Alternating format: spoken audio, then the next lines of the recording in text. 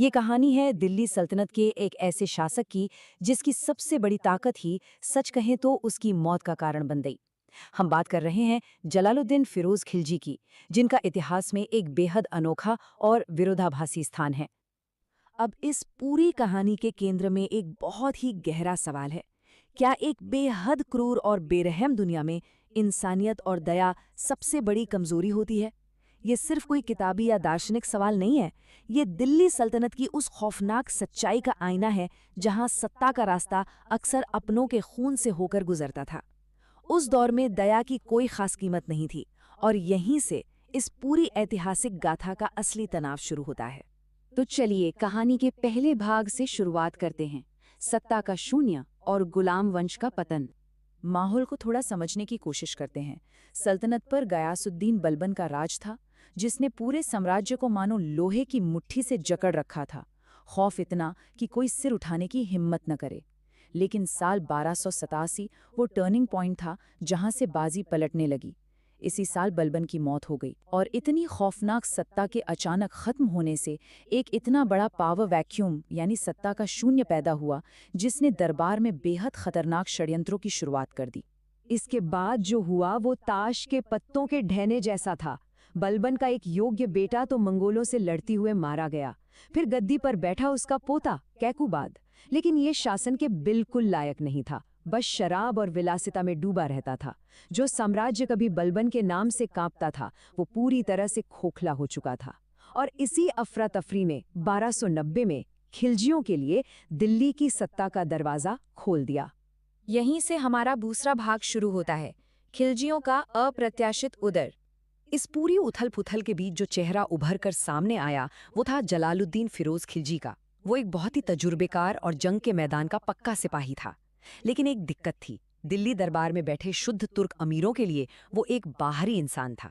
दरअसल खिलजी कबीला तुर्क मूल का होने के बावजूद लंबे समय तक अफगानिस्तान में रहा था, तो दरबार के कुलीन लोग उन्हें गैर तुर्क और अपने से नीचा मानते थे। जलालुद्दीन को सत्ता के गलियारों में इसी गहरी नफरत और भेदभाव का सामना करना पड़ा।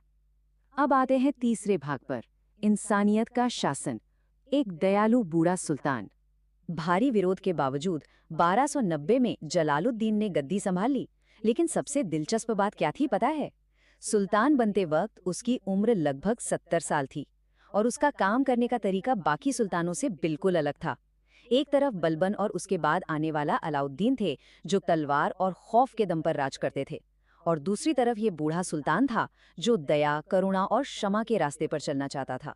उस खूनी दौर में बिना खून बहाए राज करने की सोचना भी अपने आप में एक बहुत बड़ा अजूबा था। लेकिन दरबारियों की सोच बिल्कुल अलग थी।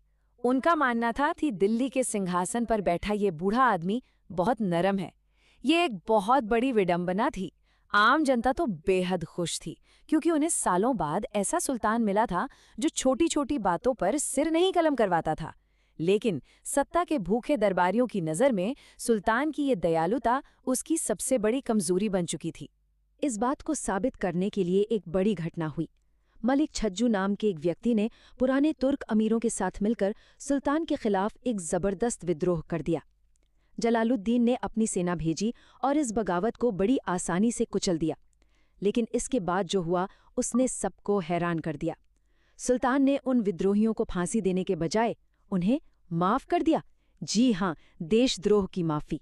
इस नरमी ने दरबार में सुल्तान की रही सही साख भी खत्म कर दी, और लोग उसे सच में एक कमजोर शासक समझने लगे।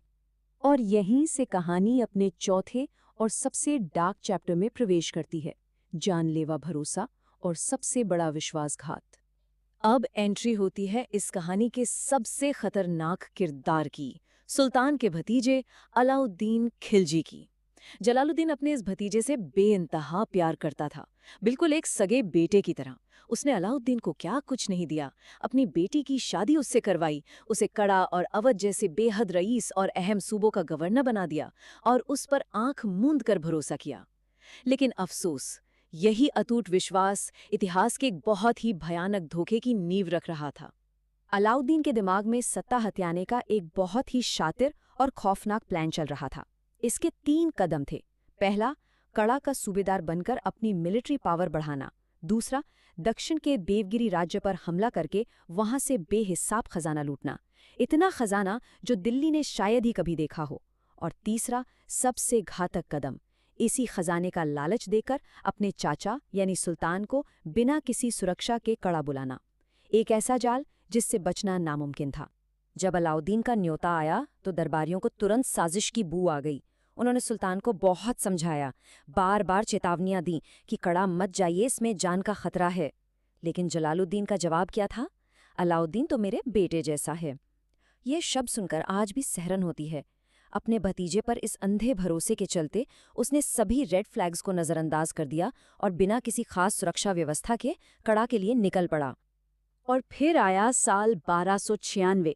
ये वो साल है जिसने दिल्ली सल्तनत के पन्नों को हमेशा के लिए लाल कर दिया। जब बूढ़ा सुल्तान कड़ा पहुंचा तो अलाउद्दीन ने आगे बढ़कर बड़े ही प्यार और सम्मान से अपने चाचा को गले लगाया। लेकिन ये कोई आम आलिंगन नहीं था, ये मौत का फंदा था। गले लगते ही अचानक अलाउद्दीन के इशारे पर सैनिकों ने सुल्तान पर पीछे से हमला कर दिया। उन्हें बेरहमी से मौत के घाट उतार दिया गया और उनका सिर धड़ से अलग कर दिया गया। एक चाचा का अंधा प्यार उसकी सबसे खौफनाक मौत की वजह बन गया। चलिए अब कहानी के 5वें और आखिरी भाग की तरफ बढ़ते हैं, सुल्तान की विरासत। क्या जलालुद्दीन सच में कमजोर था? इस दर्दनाक अंत के कारण ज्यादातर लोग जलालुद्दीन को एक फ्लॉप और कमजोर शासक मान लेते हैं, क्योंकि इतिहास अक्सर विजेताओं का गुणगान करता है। लेकिन अगर हम निष्पक्ष होकर देखें तो तस्वीर कुछ और भी है। जलालुद्दीन ने बिना किसी बड़े खून खराबे के दिल्ली की सत्ता हासिल की थी।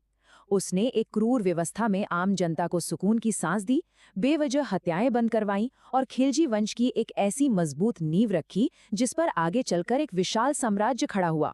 ये उपलब्धियां किसी कमजोर इंसान की तो बिल्कुल नहीं हो सकती। लेकिन हाँ, एक कड़वा सच ये भी है कि उसकी इसी दया ने आने वाले सबसे बड़े आतंक का रास्ता भी तैयार कर दिया। कई इतिहासकार मानते हैं कि जलालुद्दीन की असली त्रासदी ये नहीं थी कि वो दयालु था, बल्कि ये थी कि उसने एक बेरहम और खून के प्यासे राजनीतिक माहौल में इंसानियत के नियम लागू करने की कोशिश की। और इसी नरमी का नतीजा था कि सल्तनत की चाबी अलाउद्दीन जैसे एक ऐसे शख्स के हाथ लग गई जिसका पूरा राज ही खौफ और क्रूरता पर टिका हुआ था। इस एक्सप्लेनर के आखिर में एक बहुत ही गहरा सवाल हमारे सामने आता है। क्या जलालुद्दीन की जरूरत से ज्यादा दयालुता ने ही एक तरह से अलाउद्दीन के खौफनाक आतंक को जन्म दिया? सत्ता का ये चक्र वाकई सोचने पर मजबूर कर देता है।